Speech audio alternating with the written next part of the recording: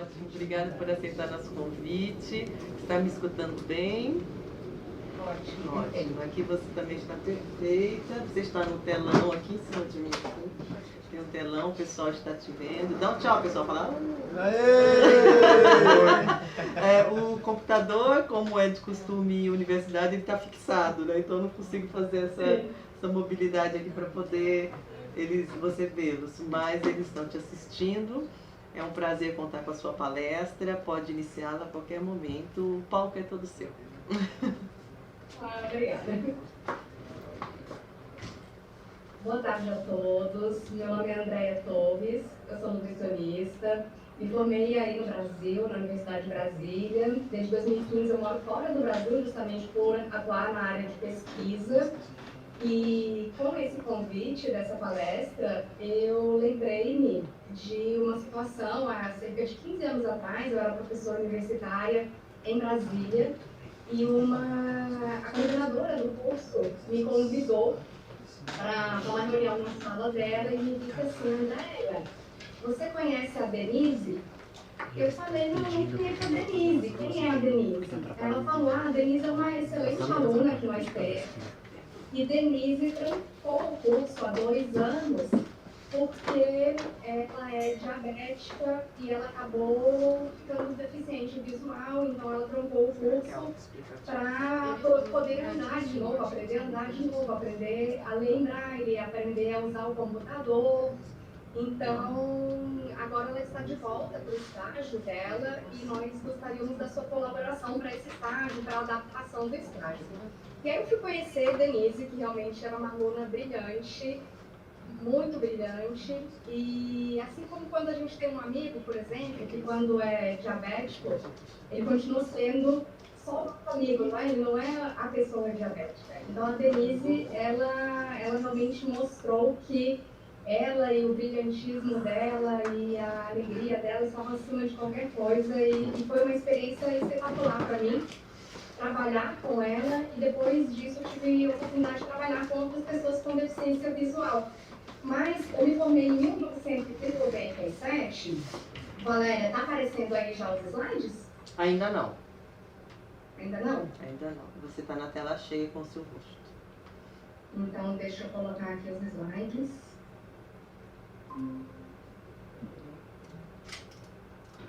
Agora sim. Agora sim? Agora sim. Então, eu me formei Então, me formei em 1997 e quando eu me formei, nós não estudávamos muito as doenças raras.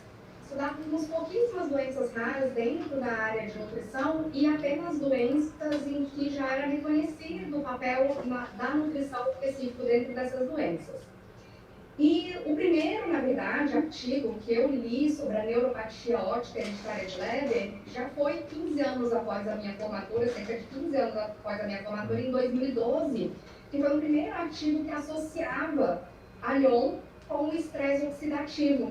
Então, antes disso, antes de 2012, eu nunca tinha ouvido falar de Lyon, eu nunca tinha nem trabalhado com um paciente com Lyon. E os estudos da nutrição e todas as mitocondriopatias, eles de fato são bastante recentes. E como vocês puderam observar ao longo desses anos, né, a ciência ela anda a passos bem lentos, muito mais lentos do que a gente gostaria.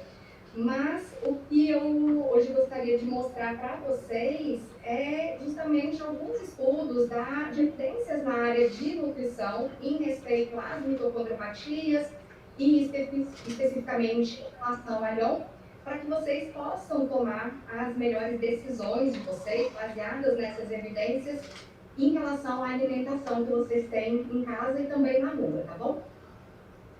Bom, nós temos, dentro das mitocondriopatias, e especificamente dentro da Lyon, alguns enigmas que a gente ainda tem que resolver. Como vocês já perceberam, as doenças mitocondriais, elas são muito heterogêneas, elas são bastante complicadas, e na Lyon não é diferente. Então, as manifestações de cada paciente é muito variável. Se você conhecer outras pessoas com Lyon, várias pessoas com Lyon, você vai ver que O diagnóstico foi diferente em termos de idade. Vocês já sabem que a doença afeta mais homens do que mulheres. E vocês sabem também que as manifestações de cada um e também o tratamento de cada um responde de forma diferente. Então, a recuperação da visão, a velocidade de progressão da doença e também, e especificamente, quando existe uma heteroplasmia, varia muito de pessoa para pessoa. E nós temos muitas ainda questões a resolver em relação a Lyon. Por exemplo, por que é que as mitocôndrias afetam muito mais as células da retina do que outras células? Por que outras células não são tão afetadas?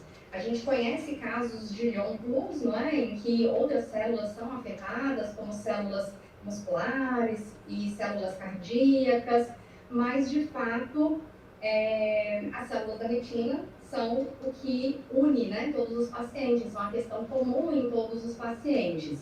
E a gente sabe que essas células da retina, elas são muito mais sensíveis ao estresse oxidativo do que outras células do corpo. Então, essa é uma das hipóteses. Mas nós temos outras questões ainda a serem respondidas. Por exemplo, por que nem todas as pessoas que têm as mutações em genes mitocondriais relacionados a Lyon não desenvolvem a doença?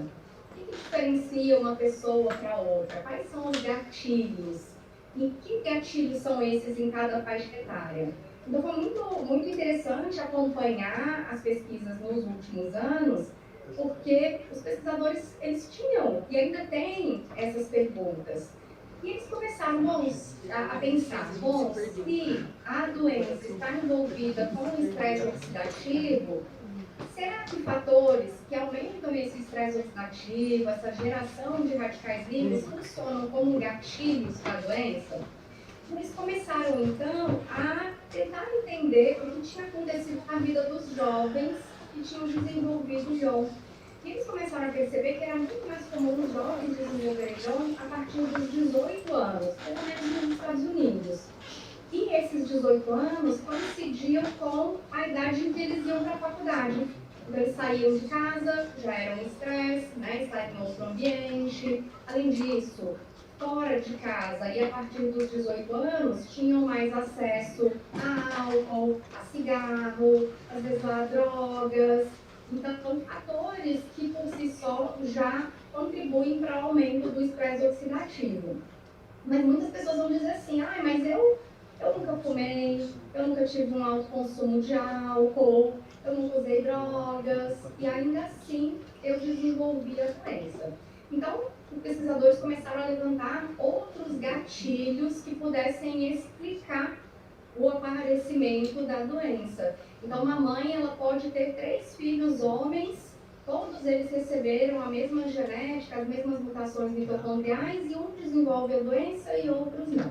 Então, para além da questão da intoxicação por cigarro, por álcool, que é um dos gatilhos conhecidos, para estresse oxidativo e para mutações no DNA mitocondrial, existem hoje estudos relacionando esse surgimento da doença com outros polimorfismos, com outras variações genéticas, ou mesmo com outras mutações. Então, quando a gente pensa na Lyon, a gente sempre pensa na herança materna, porque as mitocôndrias vêm das mães.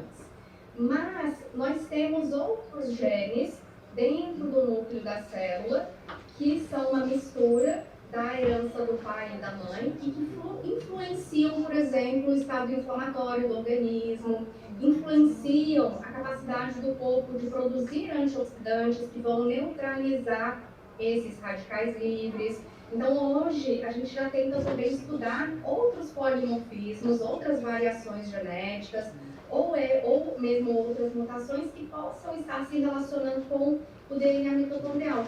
Então, a gente conhece, por exemplo, pessoas que têm mutações de genes para interleucina 6. Então, são pessoas que tendem a inflamar mais.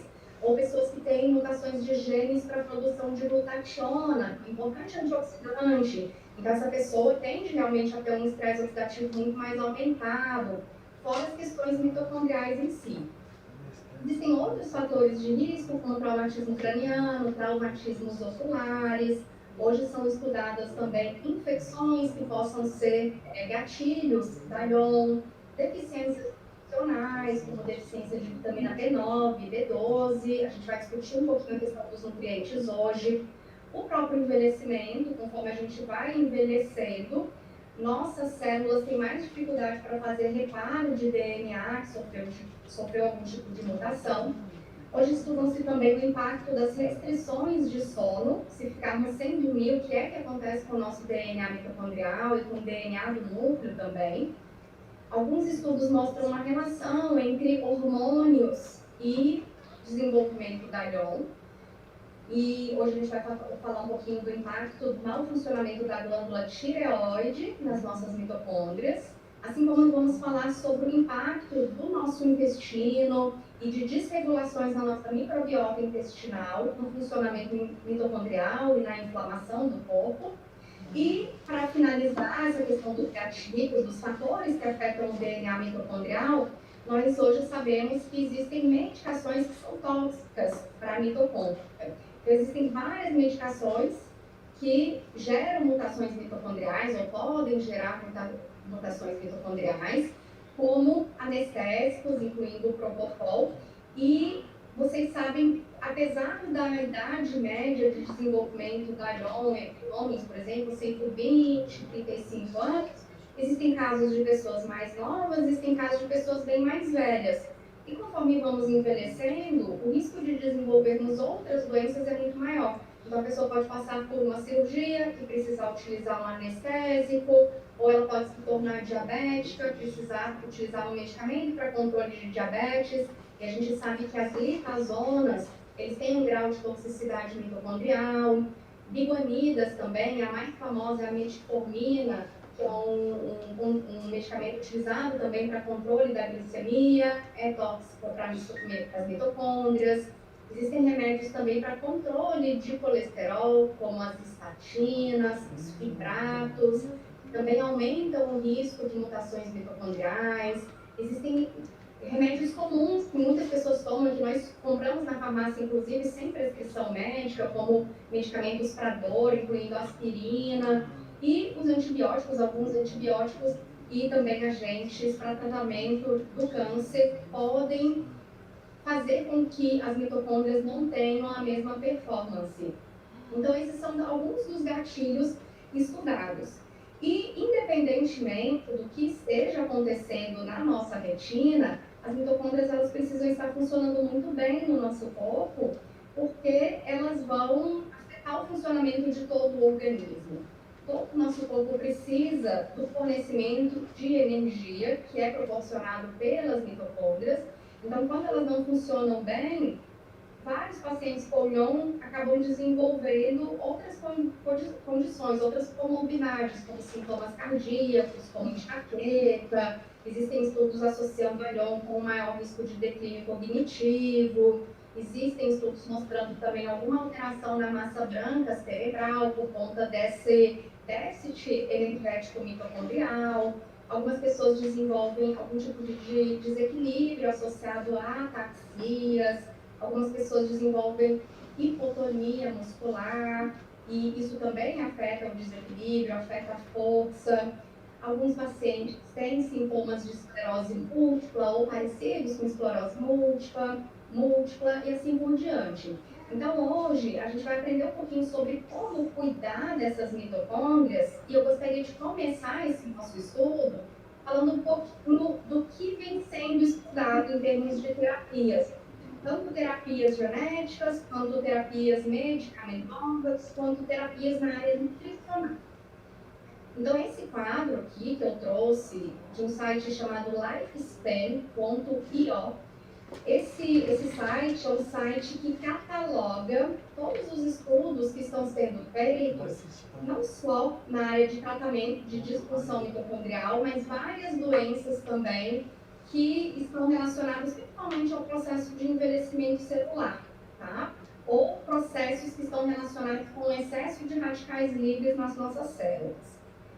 E não sei se vocês conhecem, mas a ciência ela tem um percurso clínico. Não é assim, eu descobri uma droga e automaticamente ela já fica disponível no mercado para compra e uso. Existem agências reguladoras que vão avaliar se cada terapia que é proposta é de fato segura para a pessoa e se traz mais benefícios do que malefícios ao nosso organismo. Então, geralmente, esses estudos eles começam in vitro, ou num tubo de ensaio, ou numa placa de Petri. Depois que esses estudos passam por essa fase, eles passam para estudos in vivo, geralmente com animaizinhos de laboratório, como camundongos. Depois que esses estudos dão certo nesses camundongos e que a droga ou aquela terapia parece funcionar no ratinho ou em algum animalzinho, eles passam por uma fase pré-clínica, em que são estudados alguns casos de pacientes. Se deu tudo certo, isso vai se expandindo para um grupo maior de pessoas, geralmente adultos, depois idosos, por último crianças, e grupos cada vez maiores, para que haja um controle maior da terapêutica até que aquela terapia específica possa ser lançada no mercado e utilizada pelos pacientes. Quando existe um interesse muito grande da indústria farmacêutica, esse processo ele é mais rápido. Então, por exemplo, nós passamos agora por quase 3 anos de Covid, né, de uma pandemia mundial, em que o interesse da indústria farmacêutica em vender vacinas era gigantesco, porque o número de pessoas que iriam se beneficiar da vacina era muito grande. Então, o volume de vacinas vendidas foi enorme, foi para o mundo inteiro, para todos os países, algo que a gente nunca tinha visto antes. Então, esse foi um processo muito rápido. Vocês viram que as vacinas passaram de estágio para estágio muito rapidamente, já foram liberadas no mercado, muitas delas críticas, chegaram a nós muito rapidamente. Quando a gente fala de doenças que são raras, esse processo é muito mais lento.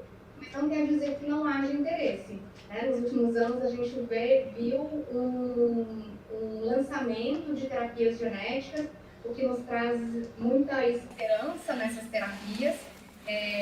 Elas estão sendo testadas em alguns países, aqui na Europa está sendo testado o Lumevoq, na França, com certeza vocês já ouviram falar. O Lumevoq ele deveria já estar no mercado, mas houveram algumas incertezas em relação ao procedimento, então a indústria vai ter os tempos de pesquisa até outubro para discutirem e aprimorarem os seus métodos e as suas técnicas. E em outubro, a União Europeia volta a analisar essa terapêutica genética para um mercado maior de pacientes, né? E de países também. E existem, além dessas iniciativas na França, outros grupos de pesquisa que também trabalham com terapia genética, mas de fato o Lumevoq é o que a gente tem de mais avançado, já está em teste com um grupo bem maior de pacientes, já passou pela fase 3 e já está sendo testada. Mas existem outras empresas que estão testando outros medicamentos eu vou colocar 2 telas, como ela e outras falou, formas, né, de melhorar esse funcionamento mitocondrial ou inserir um gene funcionante dentro da retina. Existe um produto chamado MitoSense também, que é também uma terapia genética que está sendo testada, mas ele está em fase bem inicial, uma fase pré-clínica em animais de laboratório.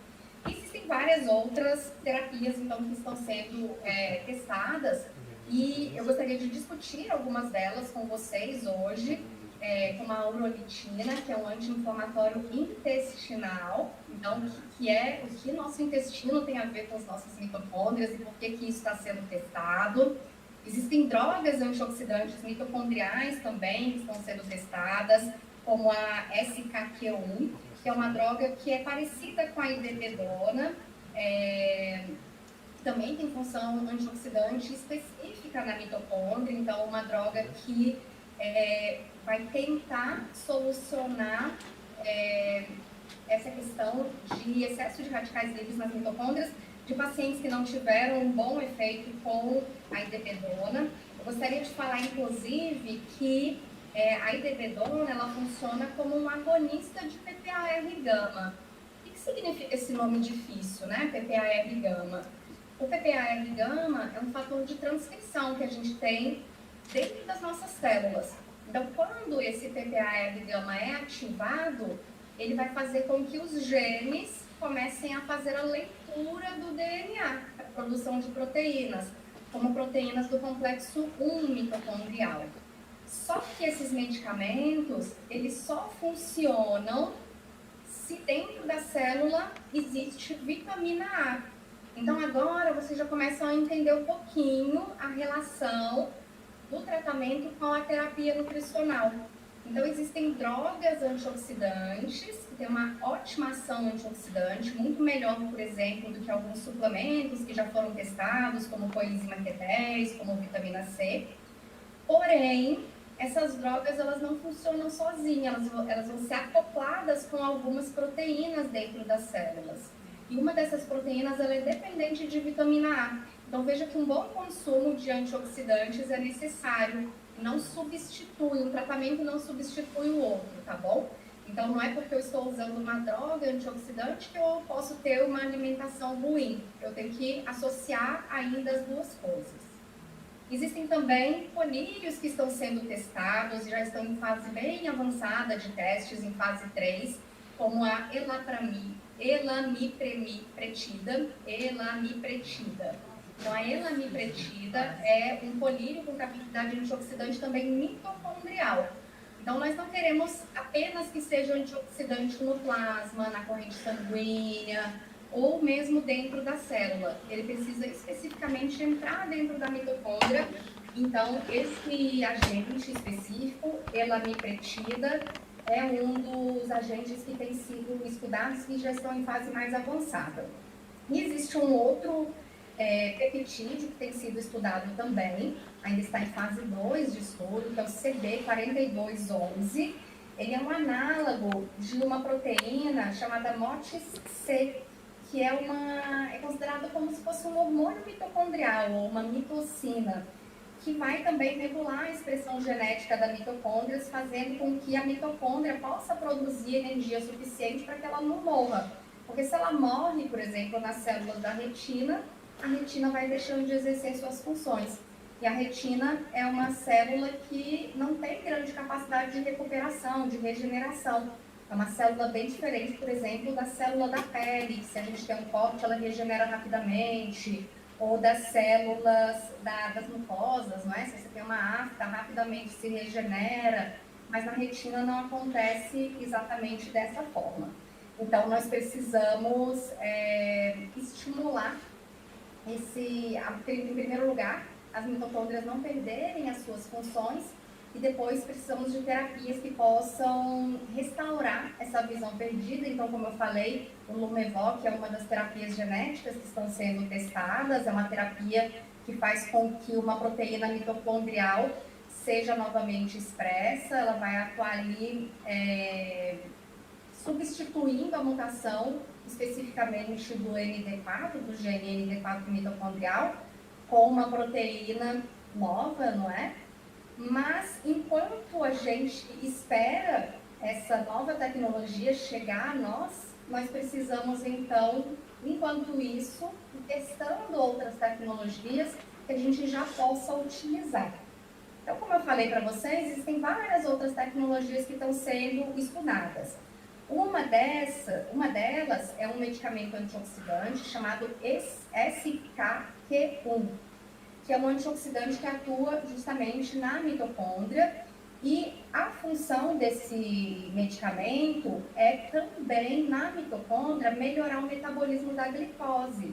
Porque conforme a gente vai envelhecendo, a nossa mitocôndria ela fica menos eficiente em utilizar açúcares, em utilizar carboidratos. Então, não sei se isso já aconteceu com vocês, mas já aconteceu comigo. Quando eu era jovem, quando eu tinha 20, 30 anos, eu podia comer pão à vontade, bolo, pizza, que eu não engordava. Agora, os 47, só de eu olhar para o bolo eu já engordo, não é? Então, o que aconteceu? As minhas mitocôndrias, elas estão menos eficientes nesse metabolismo da glicose. Isso é algo que nós observamos em muitas pessoas conforme elas vão envelhecendo. Então, a tendência à resistência insulínica aumenta, o risco de diabetes, se a gente não cuidar da dieta, aumenta. E não só isso, existem alterações também que acontecem no nosso cérebro. E o nervo óptico faz parte do nosso cérebro, não é?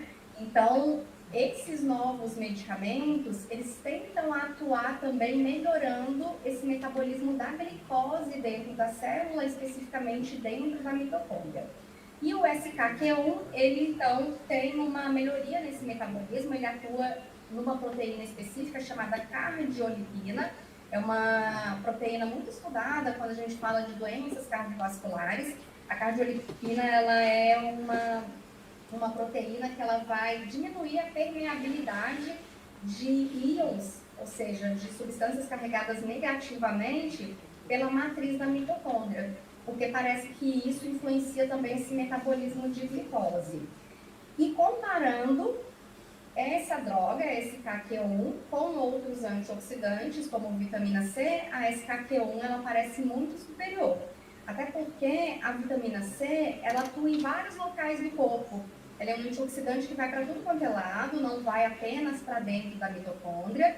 E, além disso, a vitamina C ela tem outras funções no corpo, além da função antioxidante. Então, tem função, por exemplo, de produção de algumas proteínas, como colágeno. E o SKQ1 não, ele é bem seletivo, ele é bem específico para atuar dentro da mitocôndria. Existem outros medicamentos, como a IDB-nona, que vocês conhecem bem, que também tem várias funções. Tem uma função antioxidante, mas tem outras funções também de regulação de metabolismo da mitocôndria.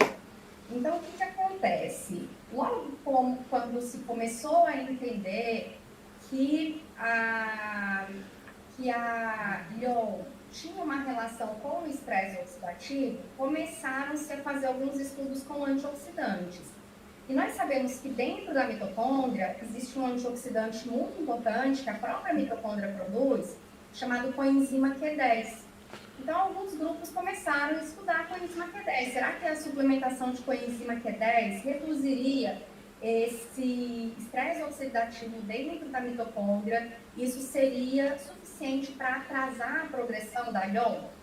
Com o passar do tempo, no início pensava-se que sim, mas com o passar do tempo viu-se que a coenzima Q10 não era tão eficiente quanto a gente pensava que era. E que a IDB-nona é muito mais eficiente que a coenzima Q10. A IDB-nona, ela tem uma estrutura muito parecida com a coenzima Q10, ela é uma molécula menorzinha, mas de estrutura extremamente parecida com a coenzima Q10, com a vantagem de que ela é muito mais solúvel do que a coenzima Q10. Ela atravessa o intestino com muito mais facilidade, cai na corrente sanguínea com muito mais facilidade, entra dentro da célula com muito mais facilidade e também entra dentro da mitocôndria com muito mais facilidade. E como ela é muito parecida com a coenzima Q10, primeiro a gente pensava que ela substituía a coenzima Q10, sabe? Então ela fazia as funções da coenzima Q10. Hoje, a gente já entende que, na verdade, ela não substitui a coenzima Q10. Ela ajuda aquela coenzima Q10 que você tem dentro da célula a funcionar melhor. Então, uma coisa não substitui a outra. A gente ainda precisa de coenzima Q10. Existem alguns alimentos que têm uma quantidade pequenininha de coenzima Q10, como atum, como abacate, mas são quantidades muito pequenininhas. A maior parte realmente é produzida pela mitocôndria. Então agora nós precisamos de novos estudos associando as duas coisas. Quem toma medicação sem coenzima Q10 e quem toma medicação com coenzima Q10 para a gente ver se tem um efeito melhor. E além disso, o tipo de coenzima Q10. Porque esses primeiros estudos, lá no início dos anos 2000, com coenzima Q10, era uma coenzima Q10 que tinha difícil absorção e penetração dentro da mitocôndria. Hoje, com a evolução científica, a gente já tem coenzimas Q10 que são muito mais solúveis, que chegam na mitocôndria em muito maior quantidade do que as coenzimas Q10 antigas. Então, por exemplo, no Brasil, hoje existe uma nova coenzima Q10 chamada MaxSolve, que é uma coenzima Q10 que ela tem uma biodisponibilidade 500% superior às coenzimas Q10 antiga. Ou seja, essa coenzima Q10 chamada MaxSolve, que é mais solúvel em água, ela é absorvida no intestino e ela chega no plasma 500% a mais. e ela também entra na mitocôndria de forma mais facilitada. E a gente ainda não tem estudos na Lyon com esse tipo específico de coenzima Q10. Além disso, além da Maxolve, existe um outro tipo de coenzima Q10, que é muito permeável na mitocôndria, que se chama mitoquinol meselato, ou mesilato. Então, o mitoquinol mesilato, ele também tem uma ótima absorção já pela mitocôndria. Já foram feitos vários estudos com a mitoquinona, ou mitoque, ou mitoquinol mesilato, e foi descoberto que, dependendo dos estudos, foi feito em camundongo, se foi feito em ser humano, se foi feito em tubo de ensaio, dependendo do estudo, ele teve uma absorção na mitocôndria de 100 a 1000 vezes maior do que a coenzima Q10 tradicional. Então, essas são novas terapias que a gente pode começar agora a estudar na Lyon, porque elas não existiam antes. Então, são dois tipos de coenzima Q10, tanto o Maxolve quanto a mitoque, ou mitoquinol mesilato, que a gente ainda tem que estudar para ver qual é a repercussão disso, tanto sozinha, tanto isolada, quanto associada com as medicações específicas para a Lyon, tá bom? Agora, vários pesquisadores dizem que o momento é muito importante. Então, o que acontece? Quando o paciente começa a perder campo visual, se ele der a sorte de rapidamente cair no médico, cair no oftalmologista, que tem experiência na área, que já tenha tido experiência com pacientes com Lyon, o diagnóstico é bem mais rápido, pode levar entre 3 e 6 meses, porque o teste genético também às vezes demora para ficar pronto, mas é bem mais rápido. Outros pacientes que não têm a mesma sorte, às vezes moram no interior, não tem um médico experiente nessa área, eles podem levar muito mais tempo até o diagnóstico e até começarem as terapias de fato de reabilitação e também de uso de medicação. Então, quanto mais tempo se leva, mais difícil se torna a recuperação da visão. Então, vários autores têm batido muito nessa tecla. Às vezes, a gente não conseguiu um bom resultado nos estudos, seja com o uso do medicamento, seja com o uso do suplemento, porque passou muito tempo e aí, de fato, já muitas mitocôndrias foram afetadas, muitas células foram afetadas e acabaram morrendo, e a capacidade agora de recuperação do nervo óptico é muito menor. Então, quanto antes a gente começa, melhor. Um outro composto que é muito interessante, que está sendo estudado agora, se chama urolitina. A urolitina, ela não está disponível no alimento. A urolitina é um composto que é fabricado no nosso intestino.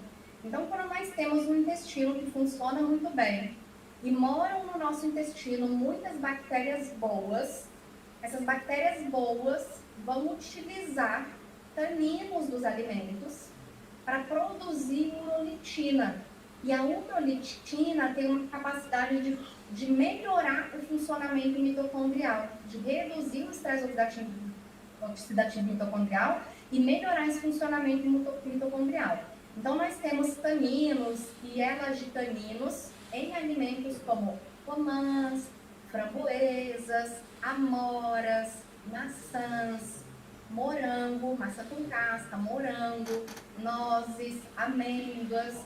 Então, todos esses alimentos de origem vegetal vão conter taninos. Quando esses taninos chegam no intestino, se eles encontram bactérias boas, essas bactérias boas conseguem transformar esse tanino em urolitina A. E aí a urolitina A vai cair na corrente sanguínea, ela é um composto extremamente anti-inflamatório. E não sei se vocês já ouviram falar, mas o nosso intestino está ligado com o nosso cérebro. São ligados por vários mecanismos. Um desses mecanismos é o nervo vago, que informa para o cérebro. Cérebro, está tudo ok aqui embaixo. Estamos desinflamados, não se preocupe. Ou que pode inflamar para o cérebro. Cérebro, está tudo errado aqui embaixo, estamos todos inflamados. E hoje a gente sabe que o intestino inflamado faz com que nós tenhamos também um cérebro muito mais inflamado. E quando o cérebro inflama, os neurônios inflamam, eles começam a produzir substâncias que aumentam também o estresse oxidativo dentro das células e dentro das mitocôndrias. Então, uma das formas de cuidar das nossas mitocôndrias, do corpo inteiro e também do cérebro, é melhorando o funcionamento intestinal. Se você tem aquele intestino que funciona um dia, não funciona 2, não funciona 3, precisa consumir mais fibras, repor probióticos, seja com alimentos fermentados, tipo kefir, seja com suplementos de bactérias boas, bactérias probióticas, para restaurar essa microbiota intestinal e você voltar a produzir urolitina, que é esse importante recuperador de função mitocondrial. Provavelmente no futuro nós vamos ter suplementos que contêm urolitina. Atualmente a gente não tem, a gente tem suplementos contendo, por exemplo, fisetina, que é parecido com a urolitina, já vem sendo estudado não no Lyme, mas em outras doenças mitocondriais, principalmente doenças mitocondriais relacionadas ao envelhecimento. Tá? A fisetina talvez vocês encontrem com mais facilidade, mas a urolitina ainda não. Então dependemos realmente da nossa produção mitocondrial, que é feita pelas bactérias boas a partir de consumo de alimentos ricos em taninos. Vou repetir os alimentos mais ricos em taninos: romã, framboesa, amora, maçã com casca. Tem até um ditado em inglês, né, que fala "one apple a day keeps the doctor away". Então, uma maçã por dia mantém o médico mais longe da gente. Então, a maçã tem várias substâncias boas, inclusive fibras, mas também taninos para a produção de urolitina. Mas morangos também, nozes, amêndoas, para manter o seu intestino saudável e para que você possa produzir essa substância que ajuda a reparar as mitocôndrias. Muito bem. Considerando que a gente precisa melhorar, então, o reparo mitocondrial e também a capacidade bioenergética mitocondrial, e considerando que esse reparo ele é possível, principalmente em quem acabou de ser diagnosticado, ainda não perdeu a visão do outro olho, nas pessoas mais jovens também, ou naquelas que têm heteroplasmia, nós precisamos, então, ter métodos que possam melhorar essa capacidade bioenergética mitocondrial. Nós temos poucos estudos na área da nutrição e ION para a melhoria da capacidade bioenergética mitocondrial, mas os estudos que existem são em relação à dieta cetogênica. O que é uma dieta cetogênica?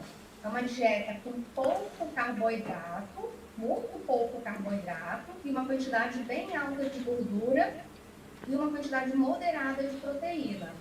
O objetivo dessa dieta é produzir cetonas, óculos cetônicos, que vão ser utilizados pelas células do nosso corpo para a produção de energia. Então, como eu falei para vocês, conforme nós vamos envelhecendo, o nosso corpo ele fica menos eficiente no uso dos carboidratos. Existem determinadas doenças em que isso fica mais óbvio, como no diabetes, como em alguns tipos de epilepsia, principalmente naquela epilepsia refratária, que não responde bem à medicação, o tratamento é a dieta cetogênica. E saiu um estudo esse mês, no dia 4 de julho, mostrando que a dieta cetogênica ela é eficiente para recuperação de déficit, declínio cognitivo associado à idade e também de Alzheimer leve, justamente pela melhoria da bioenergética mitocondrial no cérebro. Então, na Lyon, existe uma expectativa também de que a dieta cetogênica possa fazer parte do protocolo de tratamento. Então, assim como as terapias genéticas começaram a ser estudadas na França em relação a Lyon, as terapias em relação à dieta cetogênica também, tá? Existem alguns estudos com pesquisadores franceses, não só com dieta cetogênica, mas também restrição calórica para a melhoria do funcionamento, da funcionalidade do nervo óptico, certo? É claro que esses não são os únicos estudos, eles muitas vezes associam a dieta, a medicação, a suplementos como a própria coenzima Q10. E um dos exames, inclusive, que vocês podem pedir para o médico de vocês, que é um exame simples e barato de ser pedido, é o exame de lactato. Então, todo ano, quando vocês vão fazer os exames de vocês, né, de saúde, glicose, colesterol, etc., pedir também lactato. Não é sempre que que a gente vê lactato aumentado, mas quanto pior o funcionamento mitocondrial das células, e aí a gente não está falando só de mitocôndria da retina, estamos falando de mitocôndria do corpo inteiro. Quanto pior esse funcionamento mitocondrial, maior é a tendência de aumento do lactato. E o que é que baixa lactato? Justamente a suplementação de coenzima Q10. Tá? Então, é um exame que na nutrição a gente considera importante para pacientes com Lyon. Né? E olha que interessante, um outro estudo que foi publicado, esse foi aí em tubos de ensaio, tá? Em plaquinhas de Petri. Foi um estudo pré-clínico, mas que mostrou o seguinte: dieta cetogênica, essa dieta mais rica em gordura, ela conseguiu reduzir o percentual de células e de DNA com mutações heteroplásmicas na Lyon. Então, eles faziam uma cultura de mitocôndrias numa placa de vidro, e nessa cultura eles alimentavam essa cultura com corpos cetônicos. E quando eles faziam isso, ao invés de alimentar essa cultura de mitocôndrias com glicose, a quantidade de mutações na mitocôndria diminuía, né? E especificamente essas mutações relacionadas a Lyon, tá? Mutações mitocondriais associadas a Lyon. Então, super importante a gente começar a pensar e a testar a dieta cetogênica, mas não de qualquer jeito. Porque quando vocês entram no YouTube, por exemplo, para pesquisar a dieta cetogênica, vocês vão ver muito pessoal fazendo dieta cetogênica, comendo bacon à vontade, comendo ovo à vontade. E o que a gente quer aqui é uma dieta cetogênica, ou seja, diminuída em carboidrato, que aumente corpos cetônicos, mas que ao mesmo tempo tenha características anti-inflamatórias. Então, não é uma dieta de bacon, é uma dieta de gorduras boas, como a gordura vinda do abacate, a gordura vinda da castanha, a gordura vinda do azeite de oliva. E essas dietas, elas precisam ser feitas com muito cuidado, especialmente na infância e adolescência, porque você não pode comprometer o crescimento e desenvolvimento dessa pessoa. Existe um risco também, se a pessoa não fizer acompanhamento, de ter deficiências nutricionais, ter carências de vitaminas, de minerais, de eletrólitos, de fibras, e aí isso não ajuda a mitocôndria. Tá? Então, precisa realmente de um acompanhamento. Quando a gente entra numa dieta cetogênica de fato, o acompanhamento tanto com o neurologista quanto com o nutricionista, que vai te ajudar nessa dieta, tá bom? E aí, existem outros estudos, né, que levantam outras hipóteses para Lyon, inclusive hipóteses de tratamento, estratégias de tratamento. E uma dessas estratégias, e várias dessas estratégias, aliás, são estratégias que visam a ativação de um fator de transcrição dentro da célula chamado PGC1-alfa. O PGC1-alfa é um fator de transcrição que atua como um ativador dentro da mitocôndria dentro da célula, para que a célula produza novas mitocôndrias. Então, toda vez que você ativa PGC1-alfa, as suas células começam a produzir mais mitocôndrias. E existem várias formas de se ativar PGC1-alfa, né? Então, esses estudos propõem justamente que a gente comece a estudar essas substâncias que possam ativar PGC1-alfa, para que a gente possa, se não reverter o quadro, pelo menos atrasar a evolução da doença ao máximo que a gente puder, não é? E o que a gente conhece hoje que ativa PGC1-alfa e, portanto, faz com que a célula produza novas mitocôndrias? Então, existem várias questões. A primeira coisa é diminuir a inflamação. A inflamação não deixa o PGC1-alfa ser ativado. Por isso que nós temos que cuidar da nossa saúde como um todo. Não adianta cuidar só da retina. Toda vez que nós inflamamos, seja porque consumimos álcool, seja porque fumamos, seja porque tomamos sol em excesso, porque somos sedentários ou porque fazemos atividade física em excesso, porque comemos muito alimento industrializado, fast food, refrigerante, ou porque o intestino está muito ruim, ou porque você tem uma virose, ou porque você tem uma infecção qualquer. você diminui essa ativação de PGC1-alfa. Então, é importante manter a saúde como um todo em dia, fazer os seus check-ups anuais, né? E o que vai ativar a PGC1-alfa para fazer mais gênese de mitocôndria, maior produção de mitocôndrias? Resveratrol das uvas roxas, quercetina da cebola, o EGCG do chá verde, a curcumina do açafrão. Então, quanto mais variada é a sua dieta, maior é a capacidade da sua mitocôndria funcionar melhor. E tem um composto também que é muito estudado para ativação de PGC1-alfa, que é o NAD. Então, a partir do NAD, nós vamos produzir ATP, vamos produzir energia, tá? Então, atualmente, existem grupos estudando vários tipos de substâncias que vão ativar PGC1-alfa ou que, por outros mecanismos, vão melhorar esse funcionamento mitocondrial. Existem estudos com berberina, com polifenóis, então falei, por exemplo, do resveratrol, da curcumina, da quercetina, do EGCG. Existem estudos com coenzima Q10 e PQQ, existem estudos com astaxantina, que é um antioxidante importante também para os nossos olhos. Existem estudos com gorduras que facilitam a entrada em cetose. Então, quando a gente faz uma dieta cetogênica, o que a gente quer é entrar em cetose, é produzir mais corpos cetônicos. E existem tipos de gorduras extraídas do óleo de coco, como os triglicerídeos de cadeia média, entre eles o ácido caprílico ou C8, que também parecem melhorar o funcionamento mitocondrial, a carnitina, vitaminas antioxidantes.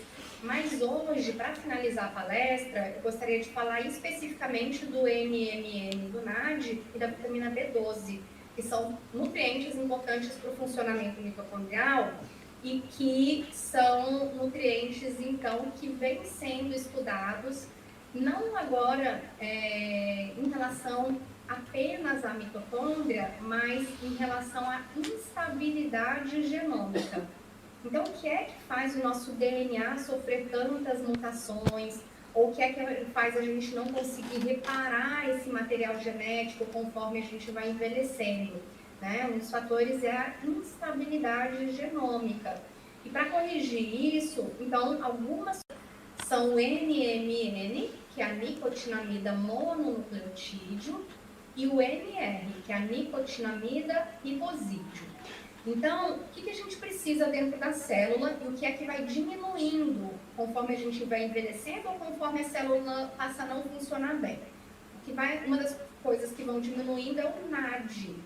E precisamos de NAD para produção de energia, senão a célula morre, tá? Então, para produzir NAD, ou eu tenho a niacina, que nada mais é do que a vitamina B3. Então, quando consumimos alimentos que têm vitamina B3 ou quando suplementamos vitamina B3, essa niacina ela é convertida em NR, que é a nicotinamida ribosídeo. Depois ela é convertida em NMN, que é a nicotinamida mononucleotídeo. Depois é convertida no NAD. Tá? Posso tomar niacina? Posso tomar niacina. Mas algumas pessoas, conforme vão envelhecendo, ou dependendo da mutação genética que a pessoa tem, não consegue converter essa niacina em NR, em quantidades suficientes para a célula funcionar bem. E aí, se não tem NR, não tem NMN, não tem nada. Né? Além disso, algumas pessoas, quando tomam suplementos contendo niacina, contendo vitamina B3, sentem muito desconforto. Sentem muito rubor na pele, a pele fica muito quente, fica muito avermelhada, a pessoa sente coceira na pele. Então, nem todo mundo consegue fazer suplementação de niacina. Existe um tipo de niacina, na verdade se chama nicotinamida, que é uma niacina que a gente fala que ela é no flushing, que ela não causa esses sintomas. Mesmo assim, se a pessoa tiver qualquer mutação de enzimas, de metabolismo de vitamina B3, mesmo suplementando a nicotinamida, às vezes ela não consegue converter essa nicotinamida em quantidades adequadas em NR, tá? E conforme a gente vai envelhecendo, dois tecidos principais passam a ser muito dependentes de energia, especificamente de NAD, o cérebro e o pâncreas. Então, se a gente não consegue converter a niacina em NR, depois em NMN, depois em NAD, cérebro e pâncreas sofrem muito, não é? Então, existem algumas opções. Nós poderíamos suplementar o NAD, só que muitas pessoas têm muita náusea quando suplementam o NAD. Então, nem todo mundo consegue suplementar NAD, tá? Outra opção seria suplementar o NMN, que é a nicotinamida mononucleotídeo, que ela é um precursor para NAD. Esses suplementos a gente até encontra disponível no mercado. A gente encontra NAD, a gente encontra NMN, a gente encontra NR. Mas como eu falei para vocês, os estudos ainda não foram concluídos, né, em relação a de fato, melhoria de capacidade bioenergética da mitocôndria, muito menos na NAD. E, de qualquer forma, existem ainda algumas inquisições da comunidade científica em relação a essas substâncias. Parece que pessoas que suplementam NAD ou NMN em maior dosagem, se a pessoa tiver algum risco de câncer, se ela tiver alguma mutação que aumenta o risco de câncer, isso pode ser agravado, tanto com o uso do NAD quanto com o uso do NMN. Ou se a pessoa já tiver câncer, porque as células cancerígenas elas se multiplicam muito rápido, elas precisam de muita energia, você fornece mais NAD, produz mais energia, as células cancerígenas começam a se multiplicar mais rapidamente. Então, não parecem ser suplementos indicados para esse tipo de grupo, tá? Específico, e a gente ainda tem esses testes a serem feitos. E a outra opção seria suplementar a nicotinamida ribosídeo, que vai ser transformado em NMN e depois em NAD. Então, essa aqui também é outro tipo de pesquisa da área de nutrição que está sendo feita, não só na área mitocondrial, mas para resolver as questões relacionadas à instabilidade genômica. E por fim, o último suplemento que eu gostaria de falar é em relação à vitamina B12. Como eu falei, vale a pena todo ano, nos exames anuais, pedir, além dos exames que o médico considera adequados, o lactato, para verificar como é que está o status de coenzima Q10, é uma forma indireta da gente verificar o status de coenzima Q10 no organismo e saber se a gente precisa suplementar mais. E também verificar, se possível, fazer, se possível, os exames de vitamina B9 e de vitamina B12. Existem vários nutrientes que atuam como antioxidantes diretos no nosso organismo, como vitamina C, vitamina E, vitamina A, mas existem também nutrientes que atuam como antioxidantes indiretos. Dois deles são a vitamina B9 e a vitamina B12. Eles participam de um ciclo chamado ciclo da metionina, que é muito importante para a produção de antioxidantes, principalmente de glutationa, que é um importante antioxidante mitocondrial, o MTHFR. Esse gene MTHFR faz com que muitas pessoas não consigam utilizar bem a vitamina B9 do alimento, nem a vitamina B9 dos alimentos fortificados, né? Então, por exemplo, as farinhas no Brasil são fortificadas com ácido fólico, mas o ácido fólico não serve para nada no nosso corpo, ele precisa ser convertido na vitamina B9 na sua forma ativa, que se chama metilfolato. Se a pessoa tem uma mutação de um gene chamado MTHFR, que é um gene que codifica uma enzima, que é a metileno tetrahidrofolato redutase, a pessoa não consegue converter ácido fólico, nem o folato dos alimentos, como couve, como brócolis, na forma ativa da vitamina B9. Então, a gente precisaria suplementar metilfolato para esses pacientes, para que eles consigam produzir um pouco mais de glutationa, tá bem? Hoje tem estudos também, né, com formas de glutationa, suplementação direta de glutationa. A glutationa ela não é um nutriente muito bem, um composto muito bem absorvível. Hoje existem estudos da indústria farmacêutica para fazer essa mitocôndria na forma micelar, para facilitar a absorção e a chegada dessa glutationa dentro das mitocôndrias. Nós já temos alguns produtos bem legais aqui na Europa, que têm se mostrado eficazes em termos de melhoria de absorção, inclusive absorção pela mitocôndria, mas também não temos estudos na Lyon ainda com esse tipo de suplemento, tá? Em termos de estratégias de estilo de vida, né, além de melhorar o funcionamento mitocondrial, que é fundamental, melhorar o funcionamento intestinal também é fundamental, melhorar a nossa qualidade do sono. Quando nós não dormimos bem, nós perdemos a oportunidade também de fazer reparo das mitocôndrias. As mitocôndrias, elas têm os seus próprios antioxidantes, mas um ou outro antioxidante que a gente ainda não falou, que é muito importante para esse reparo mitocondrial.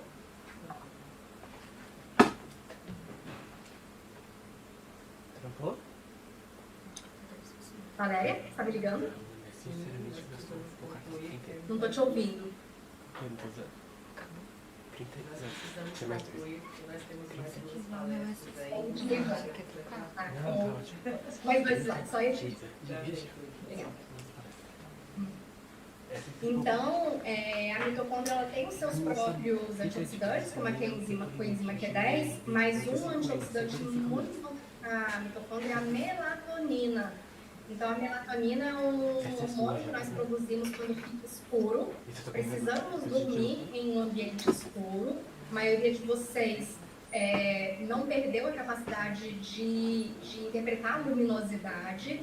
Então, para produzir bastante melatonina, precisamos estar em um ambiente mais escuro realmente. Existem estudos muito interessantes mostrando que produzimos muito mais melatonina e reparamos muito mais as células quando nós dormimos muito bem entre 10 da noite e 3 da manhã. Então, é diferente dormir 10 da noite e acordar às 6.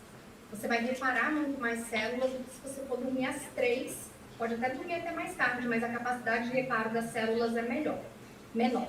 E, por fim, não esquecer de analisar a sua tireoide, tá? A tireoide também interfere muito no funcionamento mitocondrial. Existem 4 nutrientes que são muito importantes para a tireoide, que são selênio, zinco, ferro e vitamina A.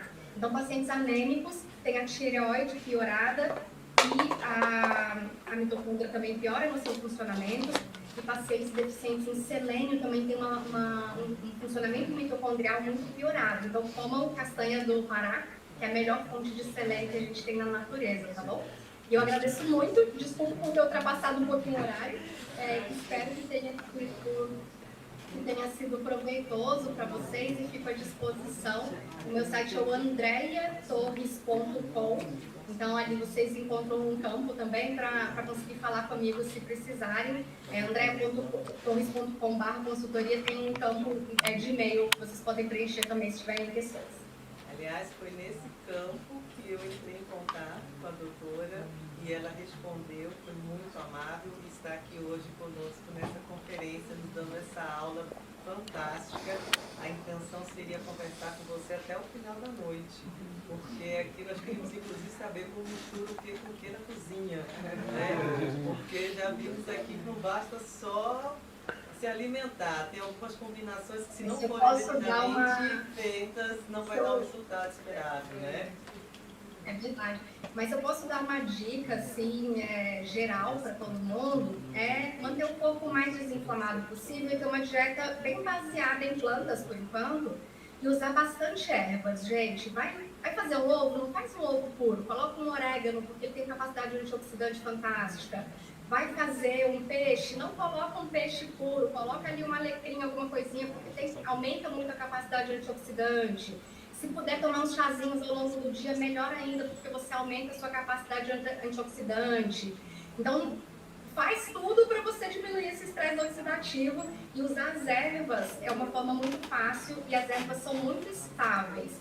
Mesmo que você não tenha erva fresca, pode usar o orégano desidratado, pode usar o alecrim desidratado, do jeito que vocês tiverem, né? Açafrão em pó, vai usando, mas usa sempre, né? Porque é a continuidade que faz efeito. Essa dica acho que já é muito valiosa, né? Eu sempre tinha essa questão, saber se o fresquinho era melhor do que o que a gente compra às vezes, né, no saquinho e assim. E você me respondeu uma dúvida antiga, eu abuso bastante do açafrão. Tem açafrão em tudo, mas vou botar mais alecrim agora e orégano. Gente, muito obrigada, foi um prazer. Olha, Valéria,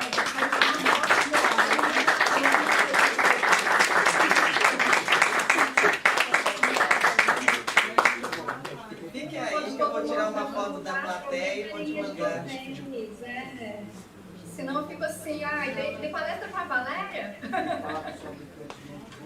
Tem que tirar uma foto palestrante, Valéria. Ai. Mandar no seu celular a plateia aqui. Ai, deixa eu me esconder. A plateia presencial, mas nós teremos também a plateia que aguarda ansiosamente pela publicação desse vídeo, dessa sua palestra, que foi filmada o tempo todo.